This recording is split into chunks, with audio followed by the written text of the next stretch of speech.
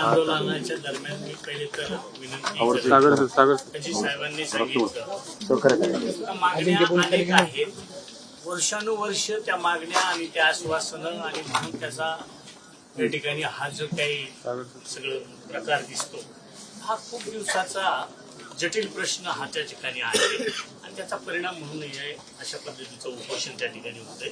पहिली माझी कळकळीची विनंती आहे की आंदोलन चालू ठेवा, फक्त जेवण करून आंदोलन करा ना. गांधी तत्वाप्रमाणे आपण करतो, आंदोलन अनेक होतात, पण काय म्हणून आपण आपल्या जीवाची अशी जी अवहेलना करतो आंदोलन केलं असतं तुम्ही आजपर्यंत इथं आलेच नसते. नाही, असं नाही होत. असं नाही होत. अनेक ठिकाणी आंदोलनं केली जातात. मी अनेक आंदोलनं मी सुद्धा स्वतः केले.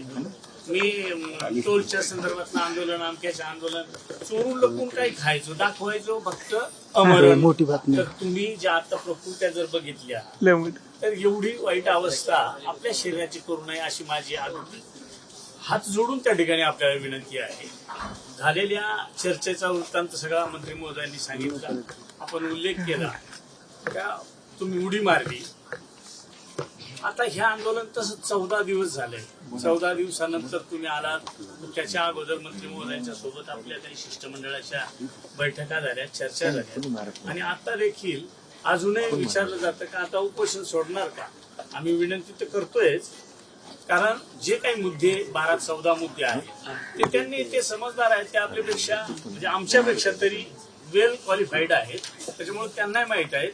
मग 2 दिवसात 3 दिवसात आम्हाला ह्या 14 प्रश्नांचे टेंटेटिव्ह अंदाज, याचा अर्थ 2 दिवसात सगळ्या प्रश्नांची उत्तरं द्या असं नाही, पण 2 दिवसात 3 दिवसात आम्हाला असं द्या का जी एखादी गोष्ट आम्हीच म्हणू का वर्षांनी तिची पूर्तता करू, तिच्याऐवजी ती 3 महिन्यात करावी, ती 2 महिन्यात करावी. कारण प्रत्येकाला मर्यादा किंवा त्याची प्रक्रिया, प्रोसेस ही त्या पद्धतीची वेगवेगळी आहे आणि म्हणून त्याचा गैरसमज कोणी करू नये का 3 दिवसाचा शब्द दिला आहे.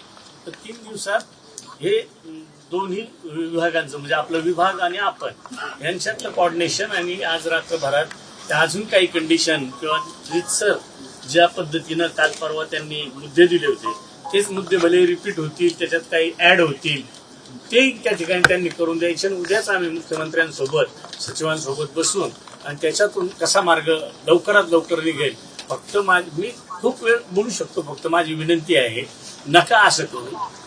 विनंती आहे जेवण करा. कोण म्हणतं जेवण करून आम्ही आलो नसतो, जेवण करून आम्ही आलो नसतो असं येतात, कारण हा एक मार्ग आहे, ही एक प्रथा आहे, पद्धत आहे. तेव्हा तुम्ही तर एवढ्या ह्या सगळ्या अडचणीत अशा पद्धतीनं तुम्ही राहता.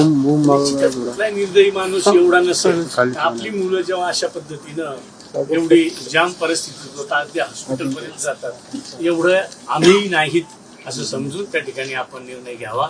निश्चित तुम्हाला दिलेले सगळे जे काही शब्द आहेत त्याची पूर्तता मंत्री महोदयांना आम्ही सगळे मिळून, कारण कालच आम्ही मला वाटतं 15 आमदार 2-3 खासदार अशी मिळून मुख्य सचिवांसोबत मुख्यमंत्री महोदयांसोबत कालच बैठकही घेतलेली आहे आणि म्हणून उद्या गेल्यानंतर पुन्हा त्या ठिकाणी बैठक घेतली जाईल.